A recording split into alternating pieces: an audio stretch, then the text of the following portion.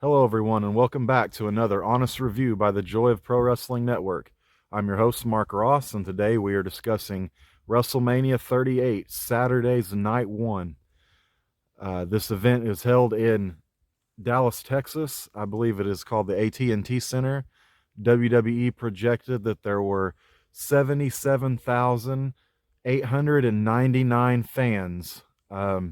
Whether that's true or not, I heard a rumored estimate of about 65 plus thousand that really were in attendance. But big crowd anyhow in WrestleMania, and what turned out to be what I believe everybody thought was going to be a lackluster WrestleMania has turned out to be just amazing, unforgettable WrestleMania that we're just gonna cherish for a long time. But it was the first night was about 4 hours long. I didn't count the matches, but there were quite a few.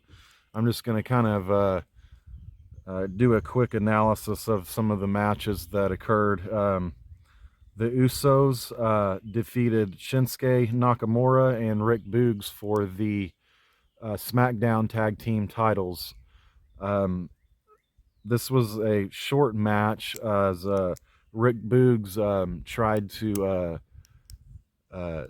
he got the Usos up on his back, and he attempted some kind of press slam and to pick them both up at the same time, and his knee just totally gave out. Whether it was a work or not, he couldn't continue in the match, and they continued.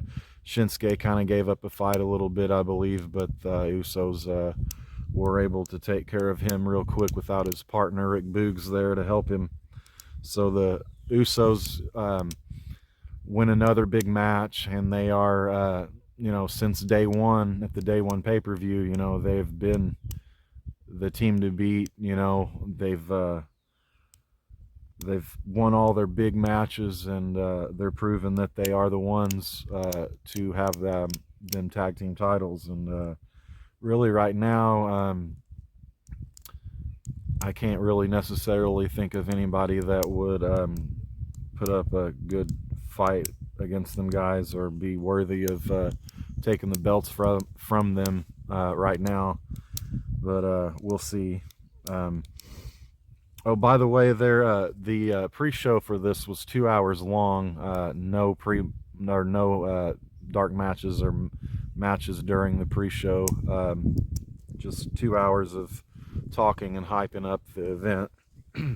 So Usos defeat Shinsuke and Rick Boogs to retain their SmackDown Tag Team titles. So the SmackDown Tag Team titles remain in the Bloodline as of right now, and it looks like they're not going anywhere anytime soon. On to the next match, I believe was Drew McIntyre and Happy Corbin. They've been kind of feuding since I believe way back before day one. What started out as friendly little pestering Drew McIntyre, joking around with him. Things turned serious when they injured him.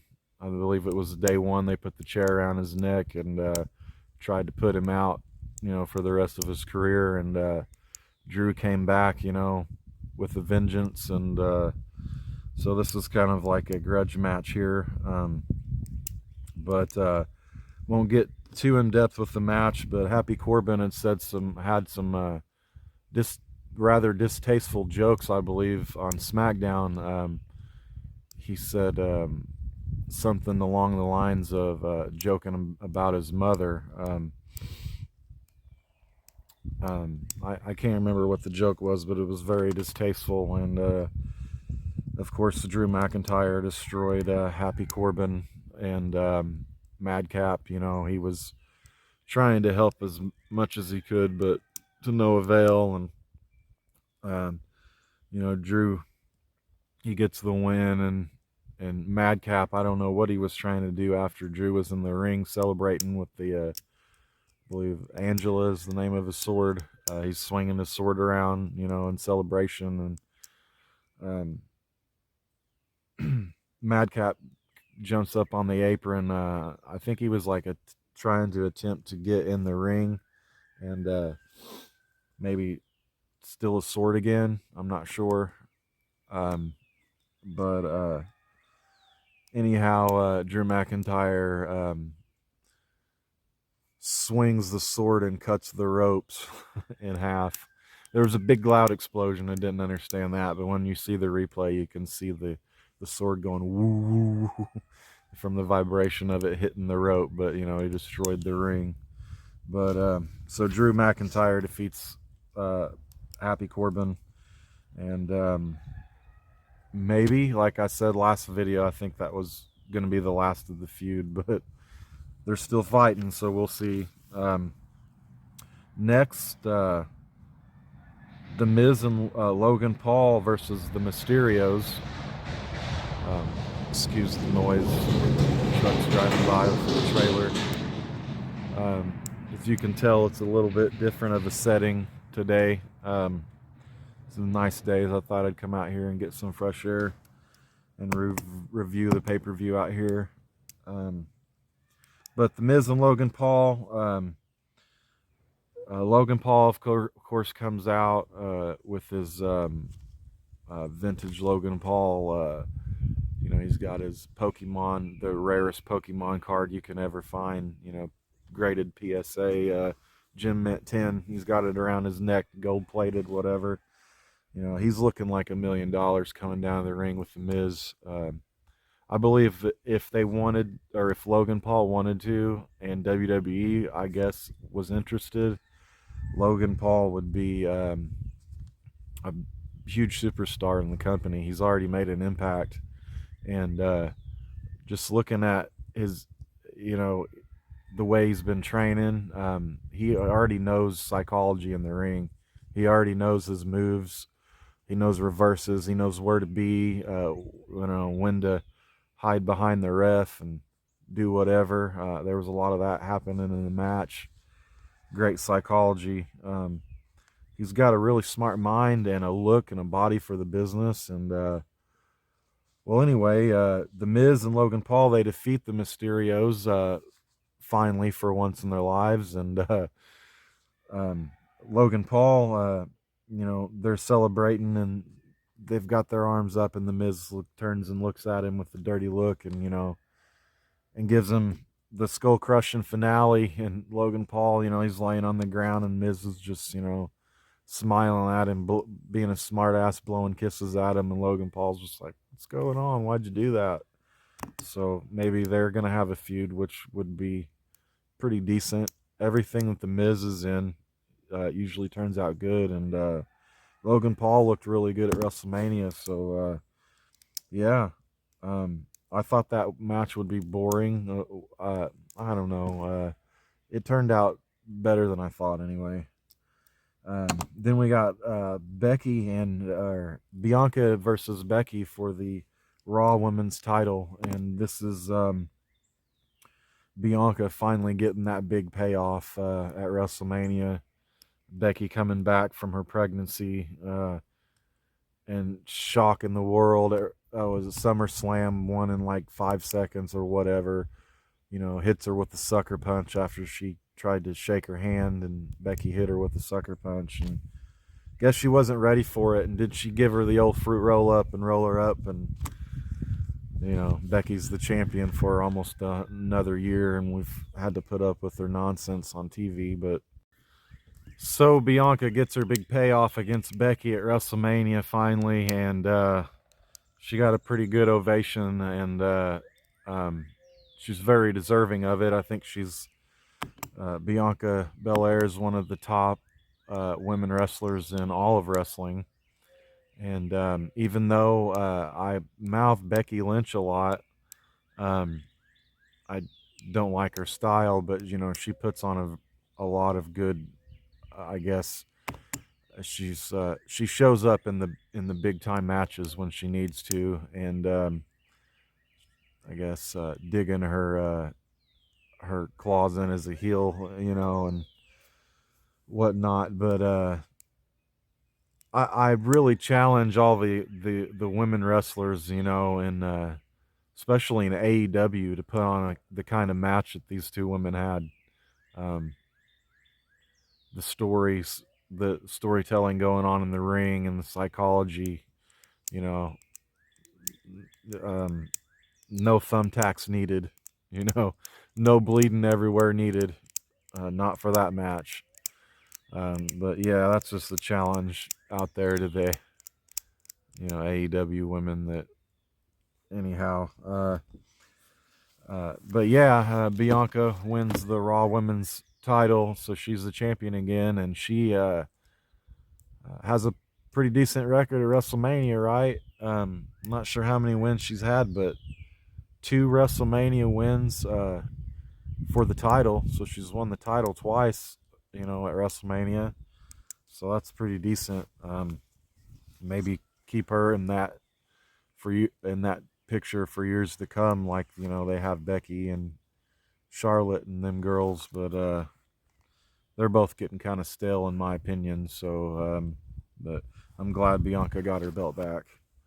But moving on to Seth Rollins versus his mystery opponent. So who did Mr. McMahon choose for Seth Rollins' opponent? That was the big question on everyone's mind.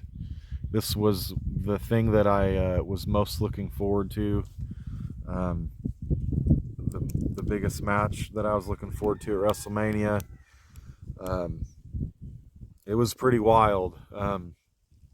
I believe everybody kind of knew it was going to be Cody, but did we believe it? Because all the rumors that have been going around the dirt sheets and internet for the last couple months have been just outrageously ridiculous. All the rumored things that people have heard and this and that. And I was hearing some crazy shit the other day about somebody on a podcast was talking about how Cody Tony Khan had bought Impact, and Cody was gonna come and compete with him on a kayfabe level, and they were gonna do some kind of invasion angle and with the Impact guys, and Cody was gonna be involved with all the Ring of Honor shit going on, and it was a big work on everybody, and and in all reality, it was Cody trying to get back to where he belongs in the big time. You know, he's never gonna wrestle in front of 70+ thousand people working at AEW. It's not gonna happen. He's not gonna have that big moment. Um, WCW's biggest event was, besides the Korea event with Inoki, that everybody was forced to attend. But WCW's biggest accomplishment, their biggest live event was, I believe, the Georgia Dome, when they hosted 50,000 people, when Goldberg won, beat Hollywood Hogan for the WCW Heavyweight Championship. And, that was their biggest moment. And can AEW get 45,000 people in an arena? We got to find out, and damn sure ain't going to get 77,000, 899, whether that number's inflated or not. But, everybody was kind of curious who's Seth going to come out and face, and Seth's, he's pretty excited about it all, and he's in the ring waiting, and the suspense is killing everybody, and then the lights go out, and before WrestleMania started, or before this match, everybody, was thinking Cody, but if it wasn't Cody, it could have been The Fiend, and the lights go out. But it just got comfortably dark in the arena, if you know what I'm saying. Like, the darkness lit up the arena in a Cody Rhodes kind of way. There was like a vibe going on, almost when Seth Rollins was in the ring, and the way the commentators were acting, you almost believe that Cody is coming out. And when he did, it's like, I cannot believe this is happening. And I'm sure everybody felt that way. This is so crazy. Um, Not just because, what he did in AEW and for AEW and against WWE, all the interviews and the talks and the shit that he said in the interviews. Not just all that, but coming for the Rhodes family and for Cody himself and his career, coming full circle. Coming back to the WWE as a different man.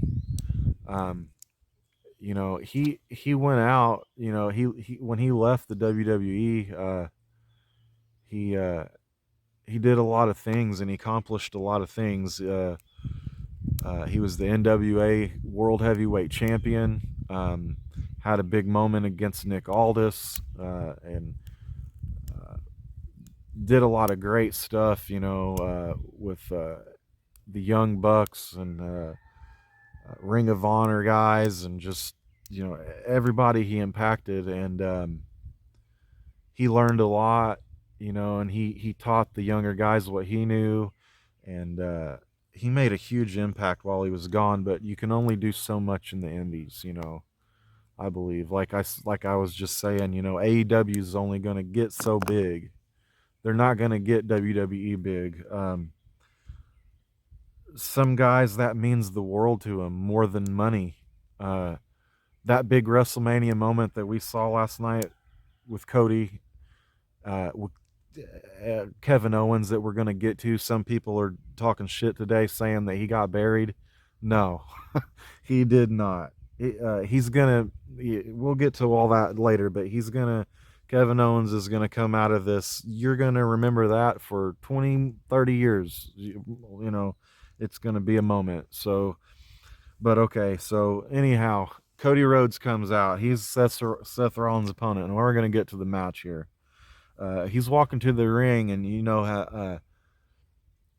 AEW fans had been giving Cody shit for a very long time. And I think that's a lot of what forced him out, and Cody's coming back as a different man. He's coming down to the ring and how I hoped he would. He's coming down in his Cody Rhodes American Nightmare gear. It's not Stardust. It's not ravishing whatever, dashing Cody Rhodes. It's his brand that he's built for himself and for the Rhodes name these past few years. It's just amazing, and you can see the passion, and you live for that moment. If you're a wrestler, that's you can venture out and do your thing and go other different places, but your heart will always want to be at WrestleMania, and I believe that's true with Chris Jericho. I think he'll show back up again one day, but Cody's coming back, as Cody Rhodes, the American Nightmare. Just a chilling entrance, a chilling walk down in the ring. You could tell his heart was beating fast, and he was in the moment. And I'm sure at that moment he knew he made the right decision.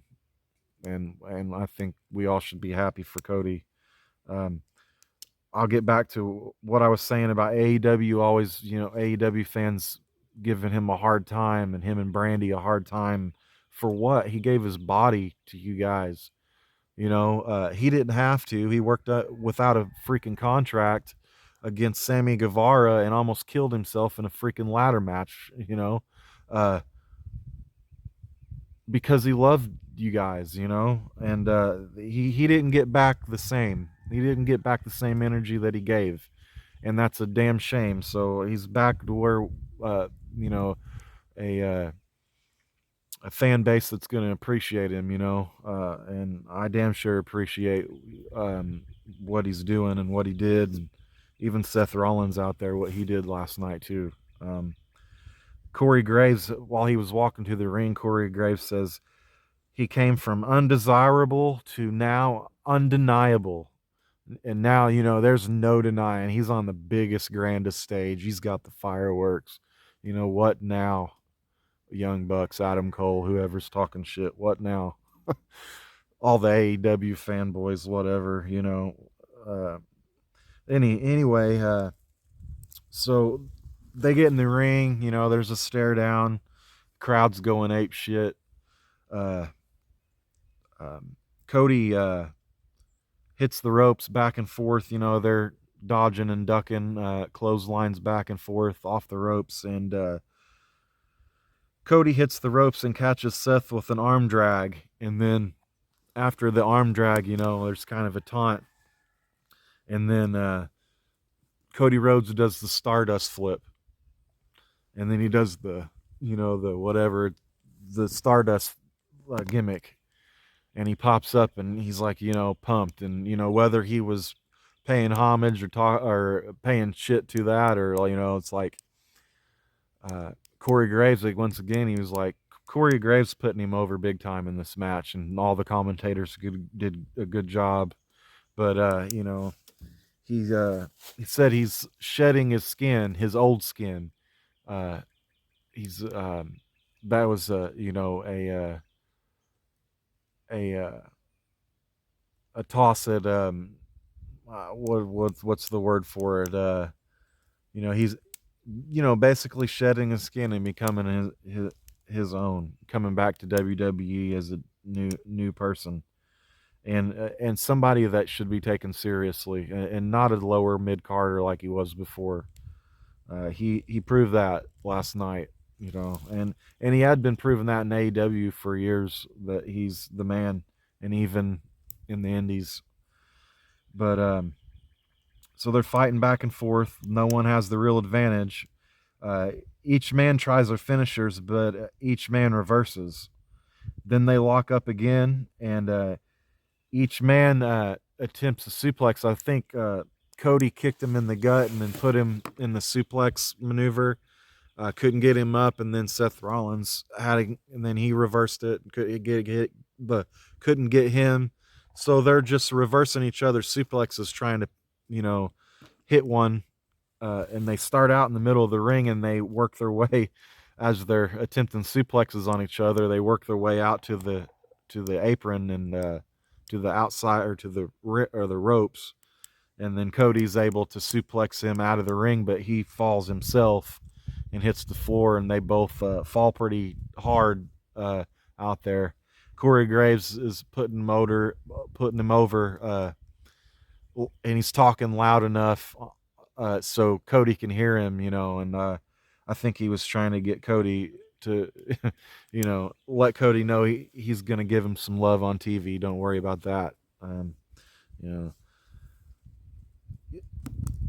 Coming back from AEW, you kind of wonder, like, they gave Cody the superstar treatment. They didn't give him the burial that he would, WCW guys got when they left and came back. He got respect last night, as he should, as a main eventer guy, as a Rhodes. His name, it's in his name. It's in it. He was born for that. Goldust was too, but I think that Cody has already surpassed. Goldust as a character is one of the greatest, probably, characters in wrestling ever. So it's hard to say that he surpassed that. But as far as career-wise and accomplishments and where Cody's headed, he's already past Goldust, I believe. Because we might be talking about Cody versus Roman Reigns, in the near future. But we'll see. Yeah, so they attempt suplexes. Cody hits the suplex. They both fall out of the ring. Let's see here.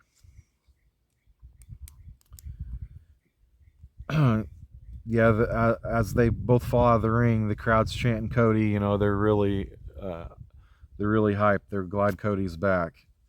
Action returns in the ring, and Cody takes control. Cody then goes to the top rope, and Rollins is able to catch him with a drop kick to the ribs, and this allows Seth Rollins to take back an offense on Cody, and he begins like bitch slapping him and kicking him, and while he's down, and he said, "Welcome back, Cody." He's like, he's mouthing him. He's like, "Welcome back to the big leagues, bitch." And then he fucking, bam, he hits him hard as he can on the back and the back of the neck, and Cody's, falling. And, welcome back to WWE, the big leagues, where the big boys play, if you will, if you will. Yeah, a little Dusty Rhodes reference there, if you will. So Seth has got the advantage, and he's working on the hurt ribs. He puts him in a bear hug. He chops him multiple times, gives him some really good chops. You could see at the end of this match, Cody was pretty beat up. He was paying his dues to be back. And I'm sure he was loving every minute of it, soaking it up. His father's looking down on him proud. But Seth continues with the elbow strikes to the ribs, but Cody's able to fight back, and he hits a fallaway slam and then clotheslines Rollins back out of the ring. Let's see here. Rollins crawls out and then powerbombs Cody on the outside of the ring after what looked like a Hurricane Rana attempt by Cody off of the steps. A failed attempt, a Hurricane Rana. I'm not sure if he meant to fail, if he was supposed to hit it or not, but Rollins caught him, and being the pro he is, he turned it into a power bomb. No one got hurt. Awesome spot, whether it was a botch or not. So, two pros out there doing fantastic work. So, yeah. Cody gets power bombed after the failed Hurricane Rana attempt, then Seth buckle bombs Cody Rhodes into the barricade behind the announce table. Then the action slowly returns back into the ring as Seth sets up his arsenal, his setting up his finishing maneuvers, and he hits the Falcon Arrow for a 2 count. Seth is still in control, but Cody is able to hit the Crossroads for a 2 count. Another near fall. The crowd's on the edge of their seat. I know my heart was beating fast the whole time, and I was marking out from beginning to end. It was just, it had me like, my hand was in my face, or it was a really tense situation, man. I could imagine being there. But so they're in the ring, both men are fighting on the turnbuckle. Seth hits a devastating suplex off the top rope. Then he hits he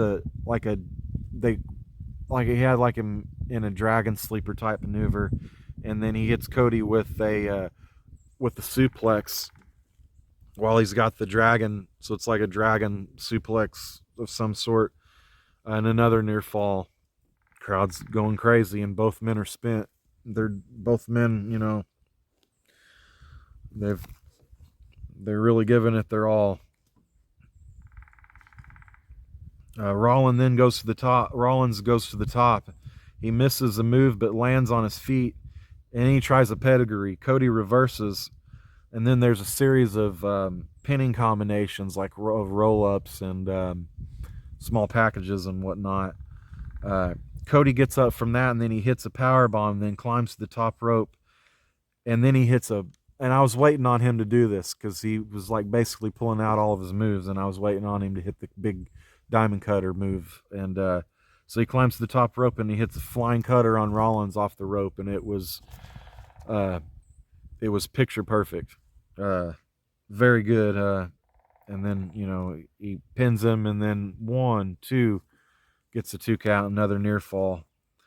The crowd's chanting, "This is awesome," at this point, as they have been probably through the whole match. And I noticed there were chants started through the match, and I believe that place was so big of a place, and it was so loud in there, that all the chants were almost getting lost because of how loud it was. But Let's see where we were here.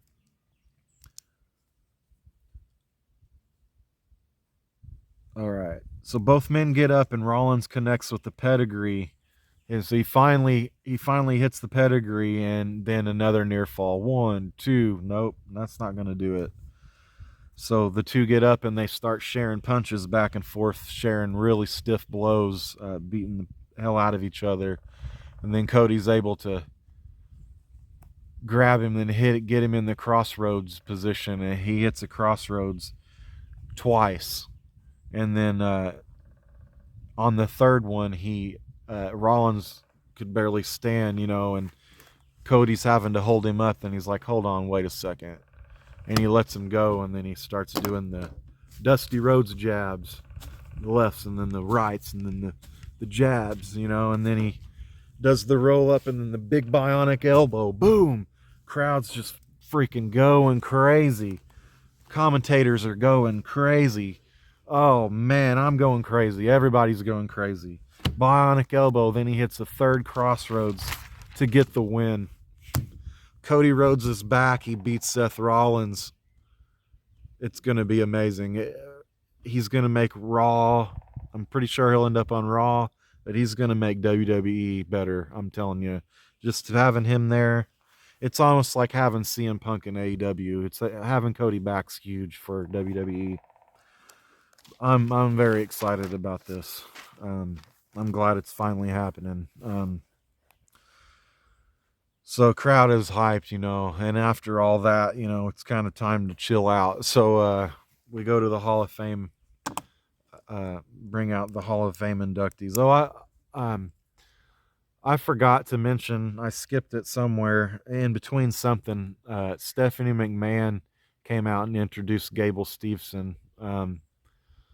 So he's been introduced quite a few times, but he hasn't. I don't know about what's going on with him when he'll get in the ring, but just making sure people don't forget about him, I suppose. But so the Hall of Fame people in the class of, or the Hall of Fame inductees in the class of 2022 are the Steiner brothers. So the Steiner brothers get their long-awaited award of going in the Hall of Fame. I think Scott Steiner's kept him out of it for a while, but he looked very happy to be there and very humbled. He talked shit in the past, but he looked like it meant a lot to him as he was very emotional through the speech. Shad Gaspard wins the Big Shad, if you remember Crime Time. He saved his son's life in a water accident of some kind. So he gets the Warrior Award, and not only that, his wife was telling some pretty amazing stories of some things that he did. How amazing of a man he was. So congratulations to the late Shad Gaspard for giving the ultimate sacrifice for his kid, and making all the sacrifices he did for a lot of people. Queen Charmel, she's deserving of this, I believe, as an amazing valet. She was with Booker through different stages. She was a Nitro girl. She managed not only Booker but other wrestlers. She wasn't new to the game.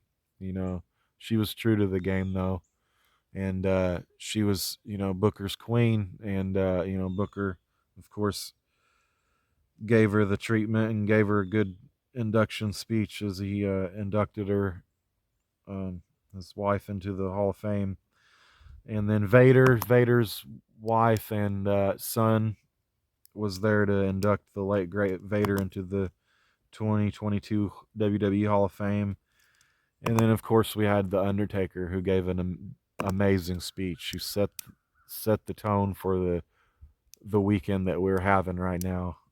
And his speech was really just he came out looking like a TED talk, or like a motivational speaker, or a pastor taker. Pastor Calloway, but he uh, he mentioned a lot of his brothers that have since died and passed on, and he talked about Crush Adams and Yokozuna, and and he gave it up to everybody that you know made him what he was in the business. People are saying that he forgot to mention Mick Foley. I don't think he did that on purpose. I'm not sure if Mick was there or not. He might not have been there, so it might have just kind of slipped his mind in the moment. The speech looked pretty prepared, but um, so I'm not sure, but it was just an amazing speech, that an awesome way to end the Undertaker's career, which might not even be over with. He might continue to work in some capacity, but so then uh, Charlotte versus Ronda Rousey for the SmackDown Women's title. I'm not going to get into this match. I didn't really pay attention to it. I tried watching it twice and couldn't get into it. Charlotte wins. I predicted she would probably beat her anyway. Charlotte wins. Somebody needs to beat Charlotte, I think. I don't know if it should be Ronda Rousey. So, also, there was a match scheduled that we're not going to talk about today, unless we end up having it on tonight's night 2 of WrestleMania on Sunday's show. As you know, Ridge Holland injured Big E on SmackDown a few weeks ago. He with like was it a belly to back suplex, and he threw Big E on his head. And in the pre-show, the New Day, it was Xavier Woods in the back, and he looked to be in quite a mood. I was getting not the normal New Day vibe from him. And he was back there with Kofi, and they were interviewing him about the match that they're going to have with Ridge Holland and Sheamus, and Butch is going to be out there, and Xavier Woods calls him. He's talking about the match, and he calls him Butch, Botch, and Bitch, or Bitch, Botch, and Butch. So that might have stirred up some emotions backstage, and they might have not had a match because of that. I'm not sure. But anyhow, Charlotte and Ronda I didn't think they were going to be on night 1, but they got put on night 1. Anyway, but so that's out of the way. And now Kevin Owens, the main event. We were talking about the payoff of staying in WWE, even if you're offered more money or whatever the deal was with Cody, who knows. But for some guys, it's that promise of that moment, that big WrestleMania moment that Kevin Owens just got, even though he got his ass kicked. We all knew it was going to happen, but it happened in a way that it was entertaining.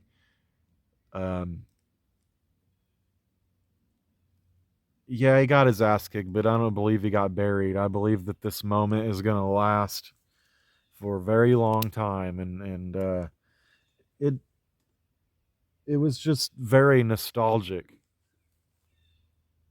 It's a very nostalgic moment for a lot of people, and it brought back a lot of memories seeing Stone Cold out there kicking ass and raising hell.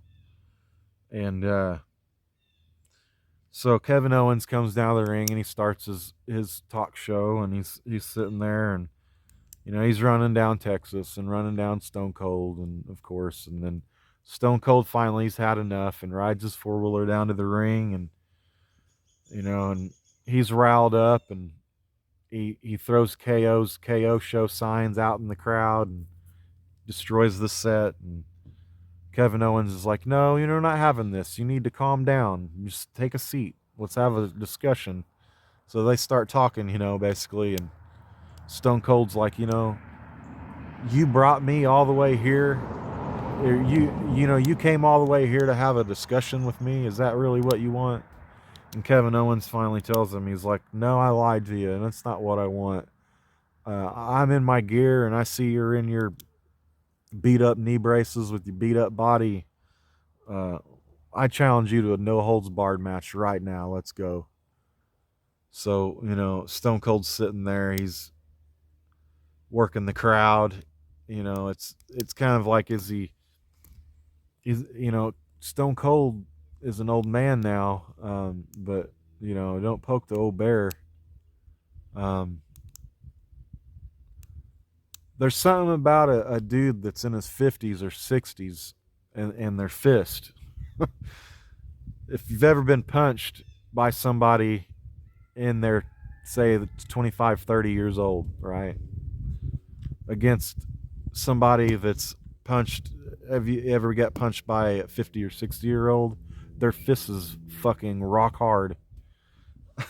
There's a difference, and an old man's got a punch you don't want to mess with, and he rattled the Texas rattlesnake. So he said, if if you want me to, whoop Owens ass, give me a hell yeah. And they gave him a hell yeah, and he said, well, let's get it on.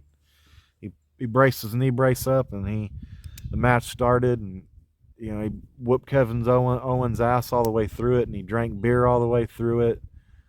Um, he took a suplex from Kevin Owens outside on the floor.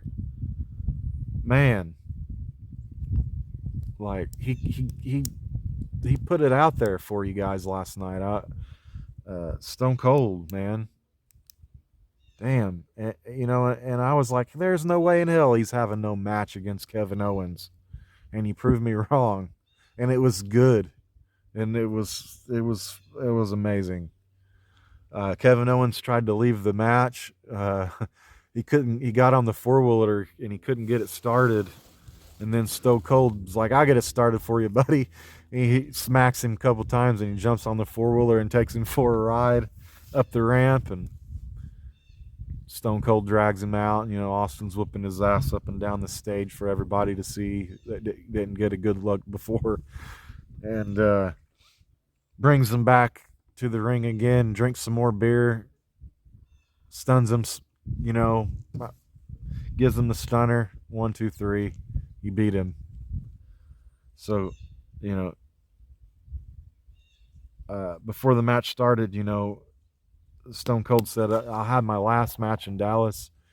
I had a match 19 years ago in Dallas, and this might be my last match." And so he really had a match.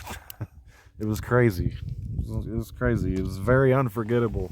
So what turned into what we thought was going to be a very boring WrestleMania turned out to be the best WrestleMania that since WrestleMania 30 that I can. I mean, there's been some good WrestleMania moments, some great matches since then, but man, this WrestleMania is on par to be top tier, top 10 WrestleMania for sure, top 5 even possibly. We'll see what happens tonight, or WrestleMania Sunday, night 2 of WrestleMania 38. We still got Brock and Roman. So I don't know how they're going to top what they did last night, if they even need to at this point. It was WWE's already proven their point. So I just wish that they could make their Raws and their SmackDowns as good as their pay-per-views are, because everybody, we snore through. It's like a big snore fest of Raw. It's like I can't even keep my eyes open trying to watch it. And these pay-per-views are so damn good. So they're putting all their effort into producing really great pay-per-view premium live events. And I think with Cody back, and Cody's got his hand in producing and everything, that he's going to add some flavor to that Raw show that we're going to be looking for, and it's going to start the night after WrestleMania, the Raw after. So a lot of good things to come.